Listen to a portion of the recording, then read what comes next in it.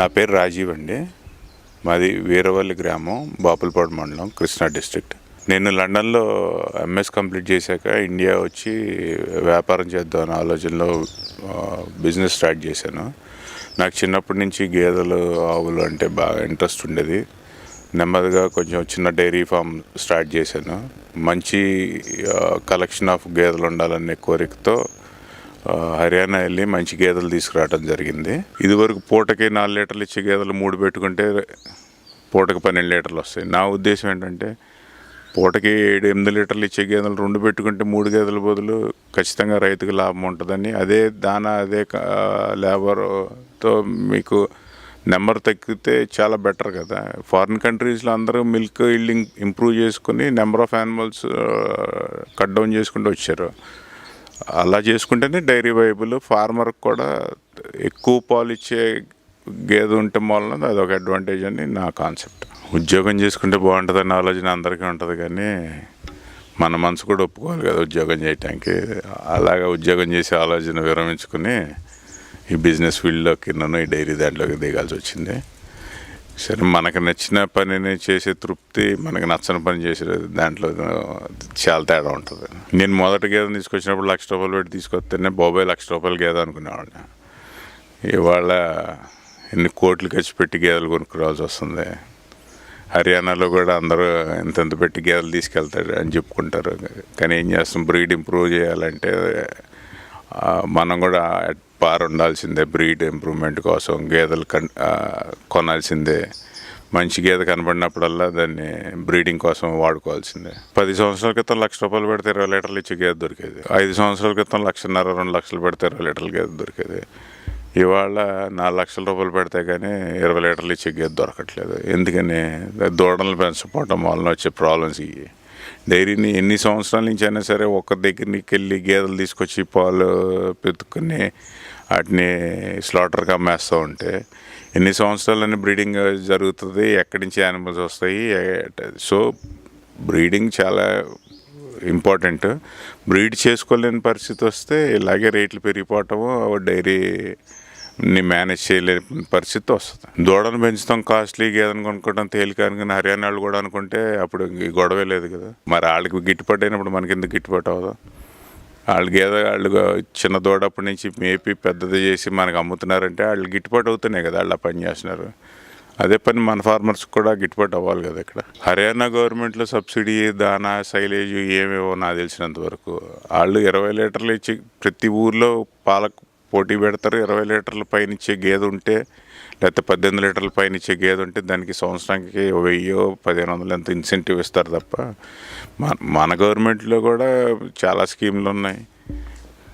ఆ స్కీముల మూలనే ఎవడో దూడను పెంచడం. ఆ ఇంట్రెస్ట్ ఉండాలి, దూడను పెంచాలనే కాన్సెప్ట్ ఉండాలి.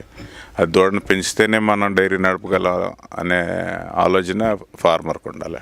డైరీ బిజినెస్ అనేది అదొక ఫ్యామిలీ బిజినెస్ లాగా కంటిన్యూస్గా 5 years 10 years కంటిన్యూస్గా దాన్ని పట్టుకునే ఎమట పెడితే కానీ అది వైబుల్ అయ్యే బిజినెస్ కాదు. జనరల్గా ఏ బిజినెస్ అయినా అలాగే ఉంటుంది. ఇప్పుడు ఫ్యాక్టరీ పెట్టామనుకో, ఓ సంవత్సరంలో నాకు లాభం వచ్చిందా లేదా అని లెక్కేసుకుంటే కుదరదు. 10 సంవత్సరాలు దానికి ఈఎంఐలు కట్టుకోవాలి, నెల ఇన్స్టాల్మెంట్లు కట్టుకోవాలి, అన్నీ చేసుకుంటే కదా లాస్ట్లో ప్రాఫిట్ ఆర్ లాస్ అనేది 5 years తర్వాత 10 years తర్వాత వస్తుంది. ఒక్కటేంటంటే డైరీ లాస్ రాకుండా ఉండాలంటే మంచి ప్రైస్కి మిల్క్ అమ్ముకుంటే ఖచ్చితంగా డైరీ లాస్లోకి రాదు. దాంతోపాటు యానిమల్ హెల్త్, దూడలు పెంచడము, డైరీ పెరగాలి అంటే ఫీమేల్ దూడని పెంచితేనే కదా డైరీ పెరిగేది. ప్రతిసారి నువ్వు 2 ఈతలకు ఒకసారి వెళ్ళి గేదెను తెచ్చుకోవాలి, దానికి మళ్ళీ 1,50,000 పెట్టి గేదెను తీసుకురావాలంటే అది వైబుల్ కాదు. అది ఖచ్చితంగా మనం బ్రీడింగ్ చేసుకుని మనం ఫీమేల్ హర్డ్ని పెంచుకుంటేనే కానీ మనకి డైరీ వైబుల్ అవుతుంది. ముర్రా బ్రీడ్కి గ్రేడెడ్ ముర్రా బ్రీడ్కి వచ్చేటప్పటికి ఒట్టి పాలే కాదు, వ్యత్యాసం. ఎన్ని రోజులు పాలు ఇస్తాయి అంటే ఒక ఈత కాలంలో ఎన్ని పాలు ఇస్తుంది అనేది చాలా తేడా చేస్తుంది. అది సుమారుగా ఇక్కడ ఇచ్చే గేదె పూటకి 5 లీటర్లు ఇచ్చినా అది 2 నెలలు 3 నెలల కన్నా ఎక్కువ ఇవ్వదు. అదే హర్యానా నుంచి తీసుకొచ్చిన గేదె ఇచ్చే 7 లీటర్లు అయినా 6 నెలలు ఇస్తుంది. దాని మూలన ఏమిటంటే మిల్క్ ఈల్డ్ పర్ లాక్టేషన్ వచ్చే క్యాలిక్యులేషన్లు చాలా తేడా ఉంటుంది. ఇక్కడ నుంచి ఇక్కడ గ్రేడెడ్ ముర్రాయి 2500 లీటర్లు ఇస్తే అవి 3500 నుంచి 4000 లీటర్లు ఇస్తాయి. సో పర్ లాక్టేషన్ మిల్క్ అంత తేడా ఉన్నప్పుడు ఖచ్చితంగా వీటి మీద అయ్యే వర్కౌట్ అవుతాయి. ఈ తక్కువ గ్రేడ్ తక్కువ ఉన్న లేదా ముర్రా క్వాలిటీ తక్కువ ఉన్న గేదెలు వర్కౌట్ అవ్వటం కష్టం. జనరల్గా ముర్రా గేదెలు 50 days 60 daysకి ఫస్ట్ హీట్కి వస్తుంది. అక్కడి నుంచి ప్రతి 20 daysకి హీట్కి వస్తూ ఉంటుంది. సో సెకండ్ హీట్ థర్డ్ హీట్లో కట్టించుకుంటే మీకు ఆల్మోస్ట్ 7 months 8 months ప్రెగ్నెంట్ వచ్చేదాకా కూడా పాలు ఇస్తూ ఉంటాయి. మళ్ళీ మధ్యలో 2 months గ్యాప్ తీసుకుని మళ్ళీ ఎంతది. సో కట్టిస్తాం లేట్ చేసుకోవటం వలన పెద్ద అసలు బెనిఫిట్ ఏ ఉండదు. మీరు దూడను మిస్ అవుతారు, దూడతో పాటు పాలు గ్యాప్ ఎక్కువ వచ్చేస్తుంది 2 ఈతల మధ్యలో. అది అసలు వైబుల్ కాదు. ఓవరాల్ దాని లైఫ్ పీరియడ్లో కూడా ఈతలు తగ్గిపోతాయి. ఖచ్చితంగా బుల్ కన్నా సెమన్ మెరుగు అని చెప్పి మొత్తం దేశం ప్రపంచం అంతా ఈ ఆర్టిఫిషియల్ ఇన్సెమినేషన్ వెనమల పడుతున్నారు. బుల్ వాడటం వలన మేజర్ ప్రాబ్లం ఏమవుతుందంటే ఒక్క గేదెకి డిసీజ్ ఉన్నా ఆ డిసీజ్ మొత్తం డైరీ అంతా పాకుద్ది. అదొక మేజర్ డిసడ్వాంటేజ్ బుల్ వాడటం వల్ల. కన్సప్షన్ రేట్ అంటారా, కన్సప్షన్ రేట్ ఖచ్చితంగా నేచురల్ సర్వీస్లో చేసిన కన్సప్షన్ రేట్ ఆర్టిఫిషియల్ ఇన్సెమినేషన్లో రాదు. ఆర్టిఫిషియల్ న్యాచురలే. కాకపోతే ఏంటంటే జాగ్రత్తగా మేనేజ్ చేసుకుని ఫీడింగ్ ప్రాక్టీస్ అయ్యి చేసుకుంటే ఒక సైకిల్ కాకపోతే 2వ సైకిల్లో అయినా సరే ఆర్టిఫిషియల్ ఇన్సెమినేషన్లో కూడా గేదెలు కడతాయి. నేనైతే కనుక నాకు ఇదొక హాబీలాగా ఫస్ట్ డైరీ స్టార్ట్ చేశాను. మంచి గేదెలు మేపాలి, బ్రీడ్ చేయాలనే ఒక కాన్సెప్ట్తో నేను ఫస్ట్ గేదెలు డైరీ పెట్టాను. పేరు అనుకోండి లేకపోతే మనస్తృప్తి అనుకోండి. ప్రతి సంవత్సరం మంచి గేదెలు 1 2 3 అలా కొంటా ఉంటాను. కానీ ప్రస్తుతం డైరీలో ఒక 30-40 గేదెల కన్నా ఎక్కువ ఉండవు.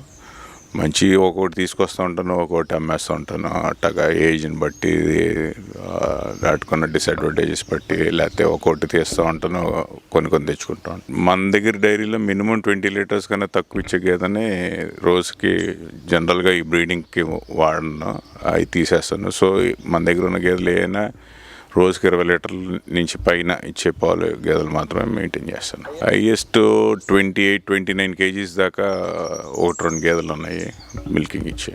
జనరల్గా మిల్కింగ్ యానిమల్స్కి వచ్చే ఫీడ్ రేషన్ బట్టి లీటర్ పాలకి 1/2 లీటర్ కాన్సన్ట్రేట్ ఇవ్వటం తమ రూల్ కింద పెట్టుకుంటాం. జనరల్గా దానా విషయంకి వచ్చేటప్పటికి న్యూట్రిషనిస్ట్ కనుక్కొని ఏదైనా వాడచ్చు. అంటే డైరీ ఫామ్ వైబుల్ అవ్వాలంటే క్రూడ్ ప్రోటీన్ దేంట్లో ఎక్కువ ఉంది దేంట్లో తక్కువ ఉందో చూసుకుని తక్కువ రేట్ ఉన్న దాన్ని వాడుకుంటేనే కమర్షియల్ డైరీ ఫామ్కి ఎప్పుడు వైబుల్ అవుతుంది. పామ్ ఆయిల్ కేక్ వాడటం వలన ప్రాబ్లం ఉందని ఎవరు చెప్పలేదు నాకు.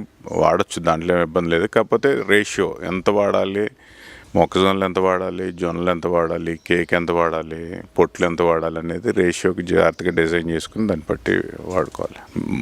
నా డైరీకి వచ్చేటప్పటికి పాలు మీద డిపెండ్ అయ్యి కాదు కాబట్టి బ్రీడింగ్ మీద ఎక్కువ ఫోకస్ చేస్తాం కాబట్టి పాలు అమ్మటం మీద సేల్స్ మీద పెద్ద ఫోకస్ లేదు నాకు ఫస్ట్ నుంచి. డైరీ సక్సెస్ఫుల్ అవ్వాలంటే కంపల్సరీ మీకు ఎండ్ యూజర్కి డైరెక్ట్గా మీరు పాలు సప్లై చేయగలిగితేనే ఆ రేటు మీకు వర్కౌట్ అవుతుంది, మీరు డైరీ సక్సెస్ఫుల్గా రన్ చేయగలుగుతారు. కనీసం 65-70 రూపాయలు పాలు అమ్ముకుంటే కనుక డైరీ ఫార్మర్ డైరీని సక్సెస్ఫుల్గా రన్ చేయగలరు. జాగ్రత్తగా చేసుకుంటే, జాగ్రత్తగా మేనేజ్ చేసుకుంటే 10 గేదెల మీద 2 లక్షలు సంపాదిస్తాడేమో.